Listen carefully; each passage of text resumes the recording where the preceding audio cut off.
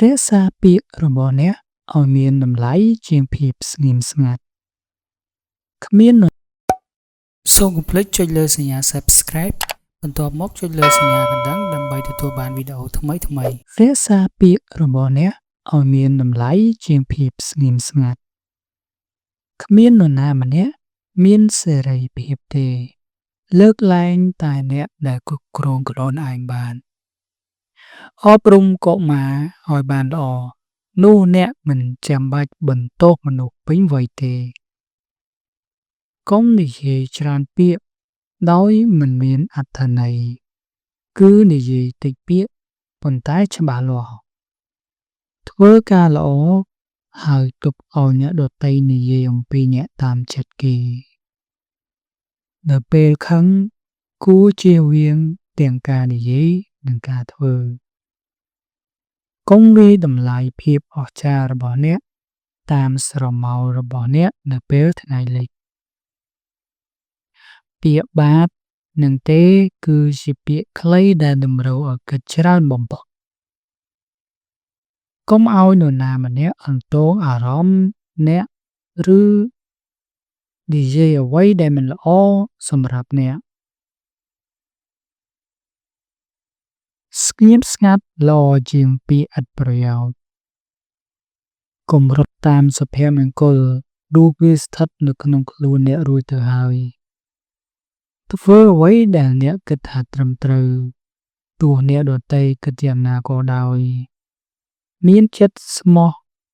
ស្មើទៅនឹងការរិះគន់និងការសរសើរកុំងាកមករំពៃអតីតនៅពេលអ្នកចាកចេញជ្រើសរើសផ្លូវដែលល្អបំផុតទោះវាពិបាកក៏ដោយព្រោះទម្លាប់នឹងធ្វើឲ្យវាងាយស្រួលកុំហាំងចាប់ផ្ដើមដោយភាពល្ងង់ហើយបញ្ចប់ដោយការស្ដាយក្រោយការវាយដោយមិត្តល្អជាងការថើបដោយសត្រូវអនុវត្តយុត្តិធម៌ទាំងក្នុងពាក្យនិងការងារ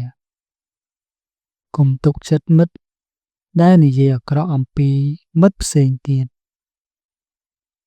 ធ្វើអ្វីដែលអស្ចារ្យជាជាងសន្យាថានឹងធ្វើអ្វីដែលអស្ចារ្យ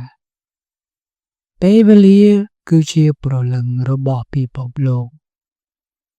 រស់នៅក្នុងបច្ចុប្បន្នជាវិធីសាស្ត្រដ៏អស្ចារ្យនៃការរស់នៅដោយសុភមង្គលមនុស្សដែលត្រូវអារម្មណ៍គ្រប់គ្រង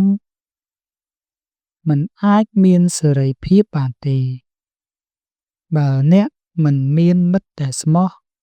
ចូលធ្វើខ្លួនឯងជាមិត្តរបស់អ្នកសុភាពបរិសុទ្ធគឺជាកម្លាំងរបស់ព្រលឹង